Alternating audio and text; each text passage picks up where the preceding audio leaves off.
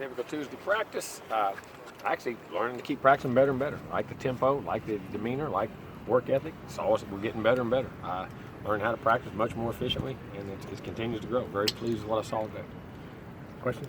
We've heard you talk a lot about just the progress you've seen in these guys. Like, how pleasing is it to know that this late in the year it's a group that continues, or that appears that they want to continue to get better and better and better? Well, and I think that's what really good teams do. I mean, you should get better as the year goes on. You know what I mean?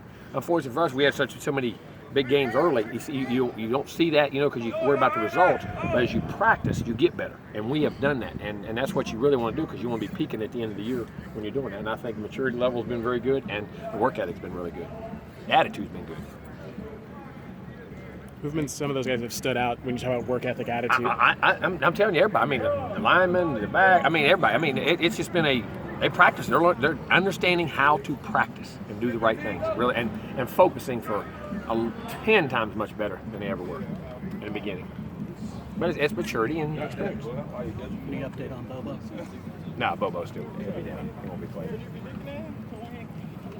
Looking at Brian Burns, is he a guy you kind of expected to contribute this much as early as he has? Yeah, I did. After seeing him in camp and the things he did, I did. I think he has tremendous upside, and he's a very intelligent guy, very instinctive, and picks things up very well. And now he's getting his confidence as he goes, and I really did.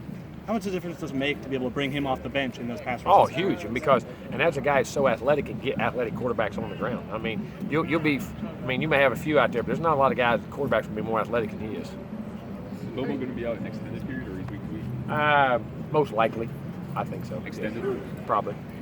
But we'll wait. So I'm not a doctor. I don't know.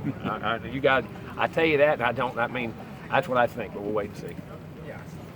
I'll put it this way: if I tell you he's back, he'll be back. Okay. Till then, he'll be out. How's that? Save you the question. What do doctors still need to evaluate?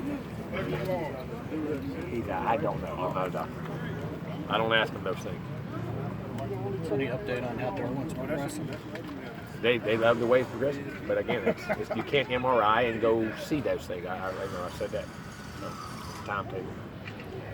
I've seen Kermit evolve over the course of really his whole career from when he got here to now. Getting better and better. I mean, he really understands the game. First, he saw himself, I think, just as a returner and a guy with a hand, and then understand how to play without the ball, and he just continues to grow that way.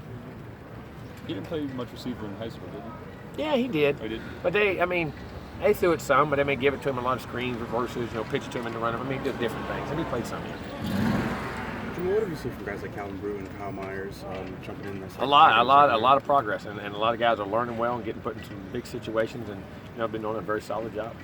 What's kind of been your assessment of these young guys in the secondary? Because it feels like every 2 weeks there's something, whether it's someone getting hurt or someone coming in unexpectedly and playing a big role. I mean, what's it like to have them? It is, and that's where you got to keep developing those guys, and that's why I say eventually when you get all those guys that can play, and that's what you have to have in the team. Because as you see this year, unfortunately, we've had to go through a lot of different combinations, whether it's offense, defensive players, and you have those years when you get injured. That's why it's important to develop them, especially when they're young.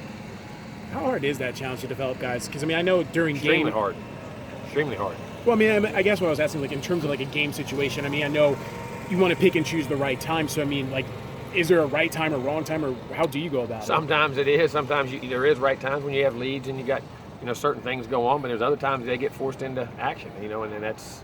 Sometimes it makes them grow up quickly, and then your whole year is crossing your fingers.